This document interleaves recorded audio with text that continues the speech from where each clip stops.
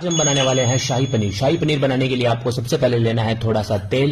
तेल गर्म होने के बाद हम इसमें डालेंगे प्याज। ध्यान रखें कि प्याज आपने बारीक काट के डालने हैं।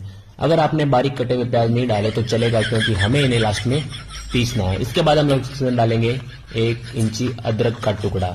याद रखें कि अदरक को हमेशा चॉप करके डालना है। फिर इसके अंदर डालेंगे कुछ मसाले, जैसे मिर्ची, हल्दी, धनिया, नमक हम इसके अंदर लास्ट में डालेंगे। अगर आपने नमक डाल दिया है तो कोई बात नहीं।